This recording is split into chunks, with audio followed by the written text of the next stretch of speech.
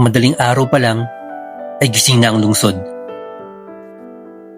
Sa gitna ng mga ilaw ng gusali ng Velasco Holdings, may isang lalaking tahimik na nagwawali sa labi. Mabagal ang galaw niya, hindi dahil tamad, kundi dahil sanay siyang mag-isip habang kumikilos. Kupas ang uniforme, mabigat ang sapatos. Sa dibdib niya, may ID na may nakasulat na pangalan. Andoy. Walang nakakaalam na ang lalaking yun ay si Adrian Velasco, CEO ng kumpanya. Sa loob ng maraming taon, sanay siyang batiin ng "Good morning, sir." Ngayong araw na ito, sanay siyang lampasan. May dumaan na grupo ng empleyado, nag-uusap tungkol sa bonuses. May tumama sa balde niya. Walang humingi ng paumanhin. Hindi siya nagreklamo. Sa ikatlong palapag, huminto siya sa tapat ng accounting department. Naroon ng isang babaeng seryosong nakatitig sa screen. Pilit inaayos ang figures. May hawak siyang lapis na paulit-ulit niyang kinakagat tuwing nag-iisip. Si Lina.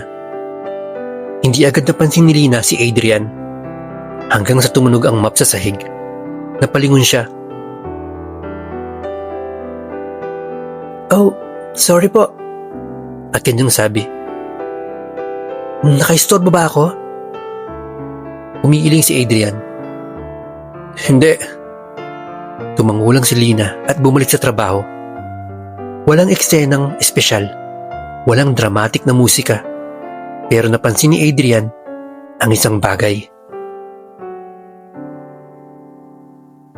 Lumipas ang mga araw, paulit-ulit ang routine. Maagang papasok si Adrian, magwawali sa labi, magpupuna sa mga opisina, makikinig.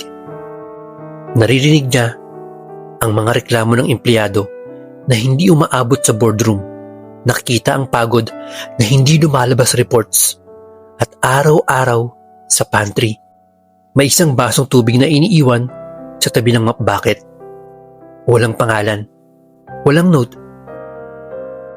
Isang araw, naabutan siya ni Lina doon.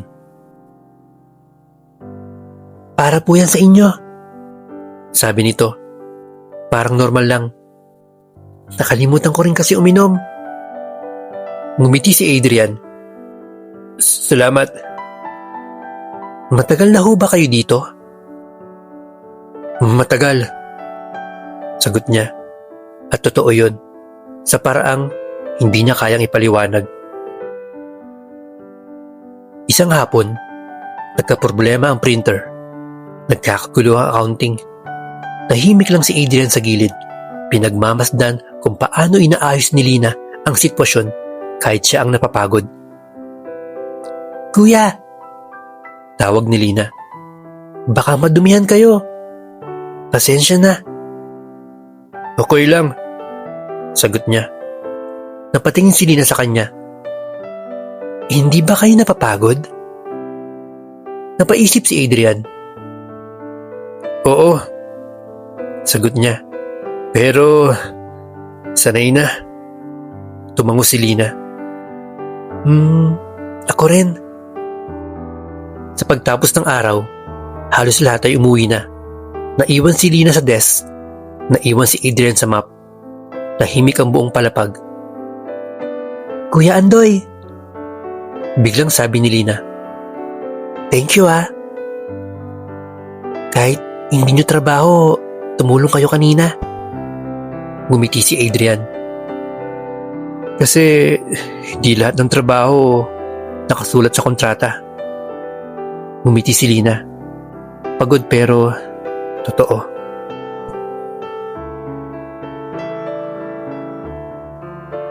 Habang palabas si Adrian ng gusali, huminto siya saglit. Tumingala siya sa logo ng kumpanya. Kanyang kumpanya.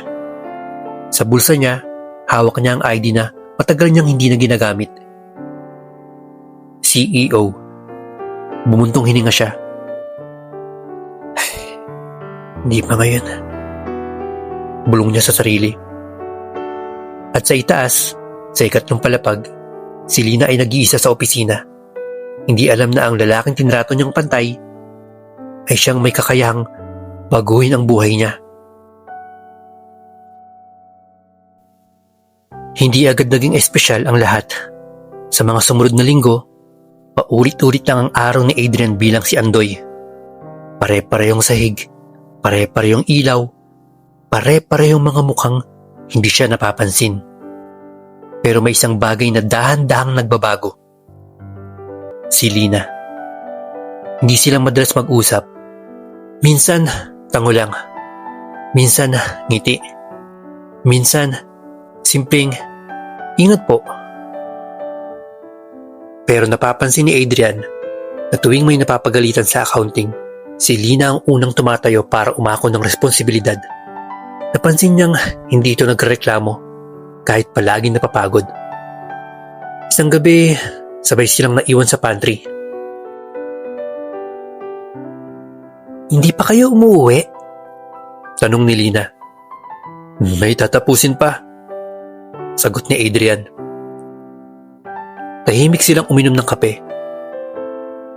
Kuya Andoy, biglang sabi ni Lina, mahirap ba yung trabaho nyo?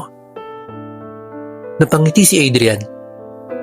Hindi mahirap.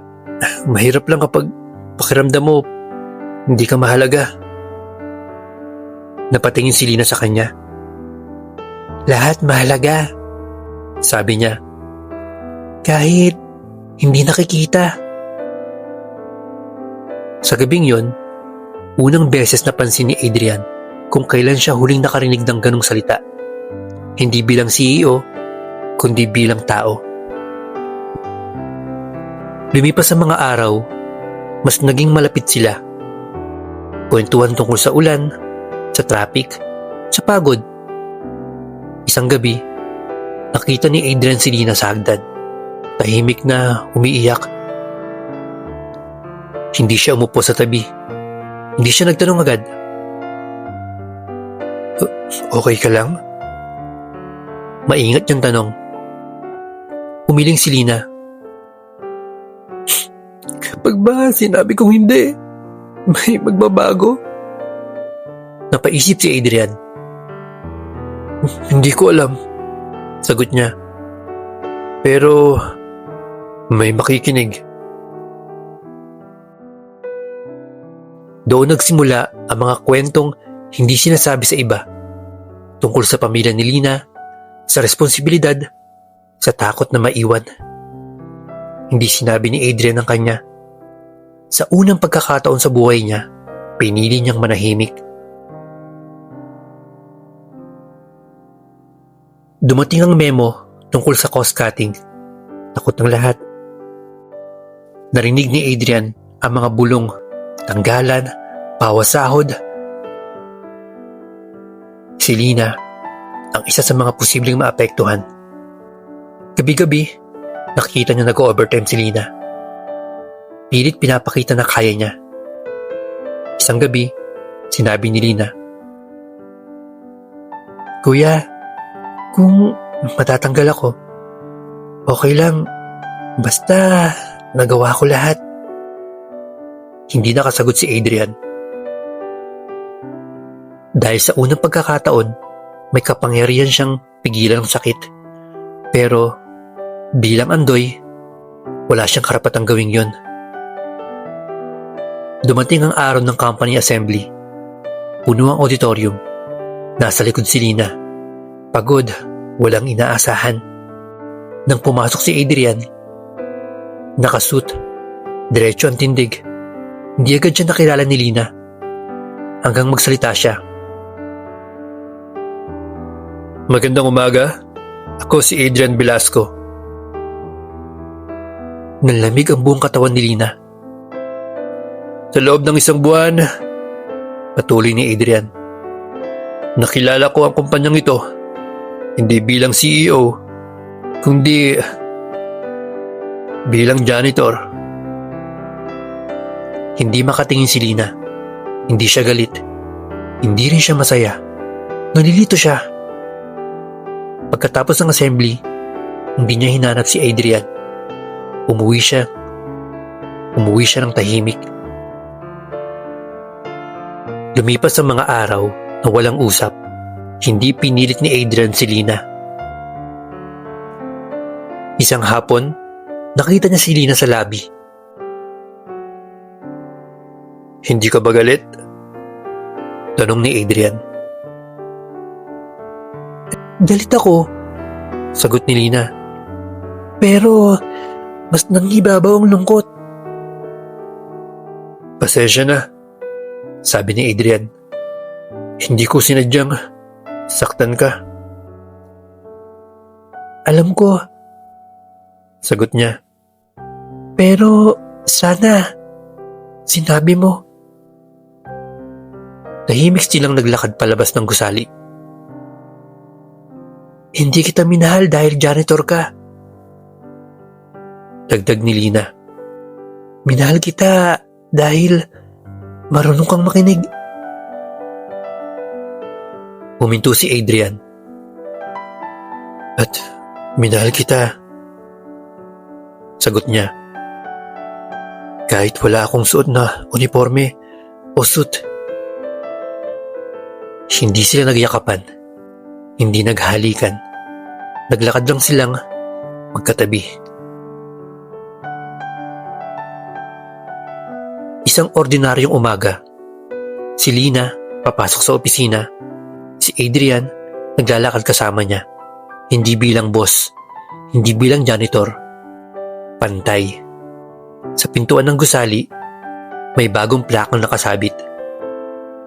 Ang tunay na yaman ng kumpanya ay ang taong marunong rumespeto. Nagkatinginan sila. Ngumiti at sabay pumasok.